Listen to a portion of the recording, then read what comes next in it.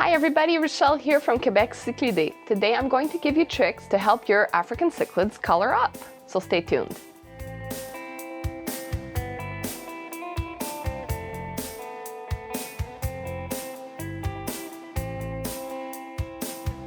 Before we get started, if any of you don't know me, my name is Rochelle and I own a local fish store in Terrebonne, Quebec. That's right outside of Montreal. I'm open to the public, so if ever you're around, don't hesitate to stop by. Also, I want to invite you to subscribe to my channel because I post a ton of fish videos, so make sure not to miss a single one. African cichlids are the most colorful freshwater fish. If you set your aquarium up properly, you can enjoy amazing colorful fish for years. Unfortunately, the reality is that sometimes we have trouble getting our fish's colors to pop. So in this video, I will talk about 5 factors that will affect how and when your fish will color up. African cichlids don't all color up the same way. In some species, the males and females have the potential of being extremely colorful, like the Pseudotropheus de Mazzoni. Males and females are the same. In other species, the males are colorful, like the Cynotilapia zebroid, but the females are gray. If you're looking into buying a specific species of African cichlids, try and find pictures of what the females will look like using Google Images. In some cases, the females won't be as colorful as the males. You can still add them to the tank, just don't expect the females to ever color up. African cichlids also change color with age, depending on the species.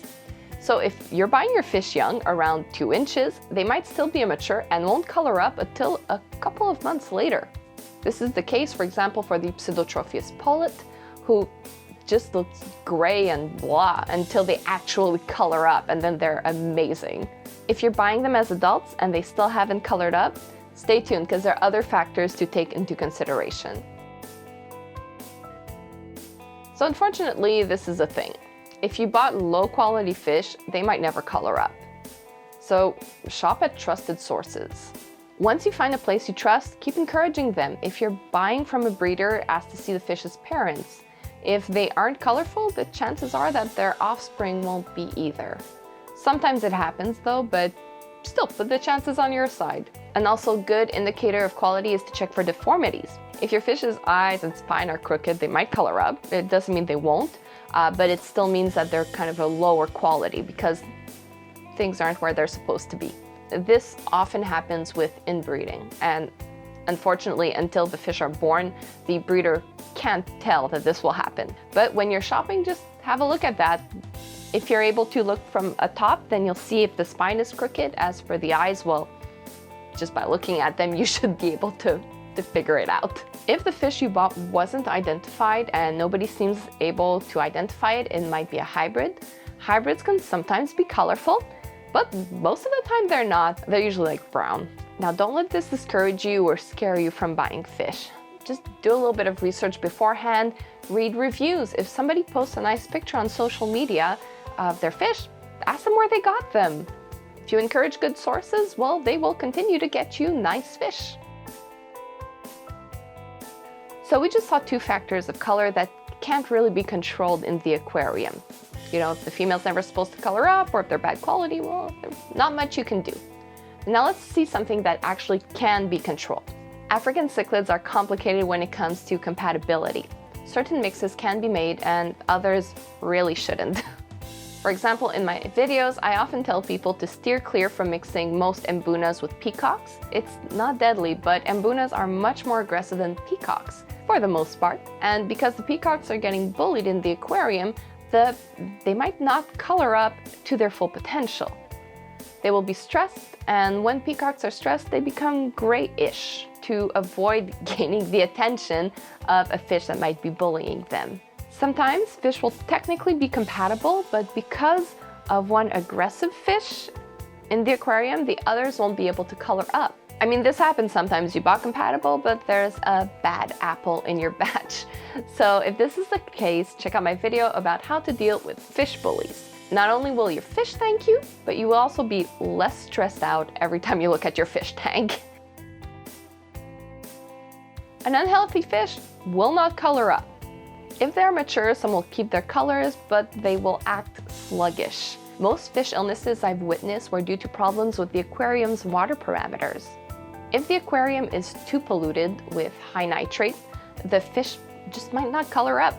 An unstable cycle that leaves ammonia and nitrite in the water will poison your fish. They won't color up. pH or GH that is too low for African cichlids will affect their colors. Their bodies are made to function in certain water parameters. So if we don't offer them an environment with these actual parameters that they need, their bodies will react and they might be less colorful. If you're wondering what I'm talking about and what these parameters are, I have a whole video about it. So I'll link it in the video description somewhere up here. Go check it out. After this video, because I'm not done. You are what you eat. Well, that goes for fish as well.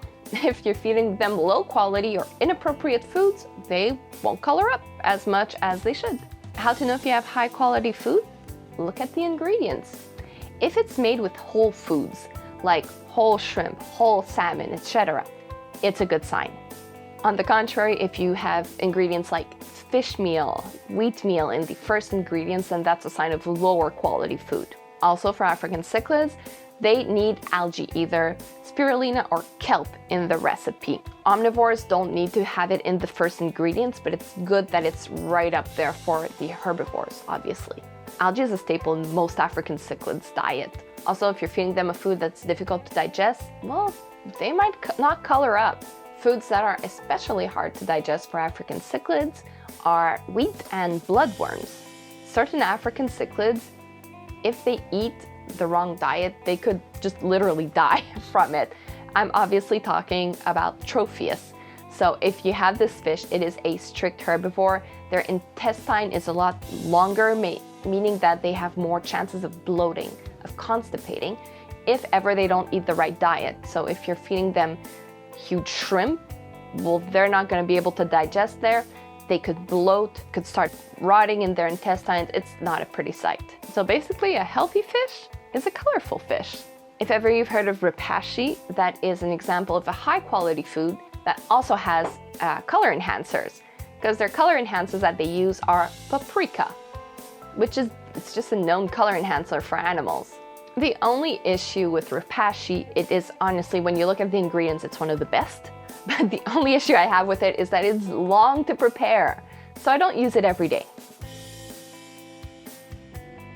The environment that your fish are living in, the colors in the environment, is also a big factor in your fish's color potential. Let's break this down a little bit into different categories. As odd as it sounds, your fish will react to the amount of light in your aquarium. This is especially the case with African cichlids. Some African cichlids, such as the frontosa, come from very deep places in Lake Tanganyika. The Moba bluesaire, which is the most popular bluesaire frontosa, is fished at 40 feet deep. These fish will show off their darker, richer colors if the light isn't too strong, because, well, there's not a lot of light down there.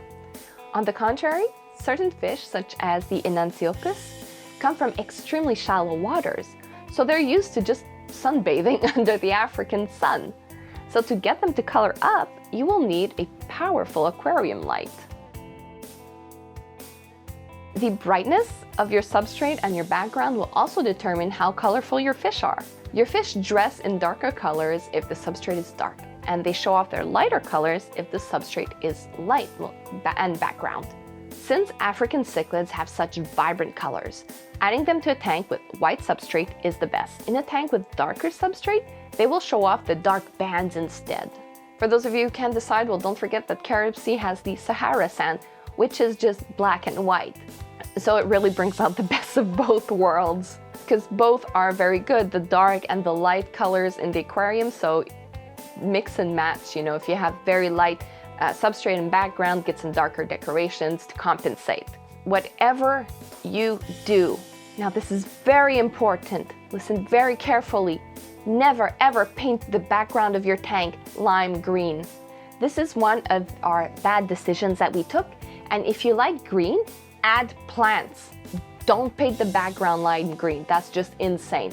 Just don't do that. Our fish never look good in that aquarium. Again, in the environment, caves and hiding spots. This will mainly affect cichlids. These fish are territorial and they thrive in an aquarium where they have some interesting hiding spots. They feel safe, and when they feel safe, they color up. Now, you don't need one cave per fish. I've been asked this a lot. You don't need that. The caves are mostly used by the dominant ones in the tank anyways. Even though the dominant one will reside in the cave, if ever there's an emergency, the other fish will join them in there. It's all a matter of hierarchy, so the dominant male will have a cave and he will show it off to everyone, and everyone will feel safe around it because they know they can go there if ever there's anything. So that's it for today. Thank you so much for watching. Do you have any secret family recipes for getting your fish to color up? Share them in the comments section. I'd love to read them. Now, if you like this video, I want you to subscribe to my channel and make sure not to miss any of my upcoming videos. Also, if you want more fishy content in between my videos, you can follow me on Facebook, Instagram, on TikTok, and I have a great website where you can shop online and see all the fish I have for sale. If you like this fabulous Cichlid Geek t-shirt, you can get it in my Teespring store. The shirts ship worldwide, and every shirt you get encourages me to continue making my videos. So thank you to everyone who encourages me in my Teespring store, in my YouTube channel, and in my actual physical store in Terrebonne, Quebec. You guys are the best. And thank you to everyone for tuning in. I'll see you soon. Bye-bye.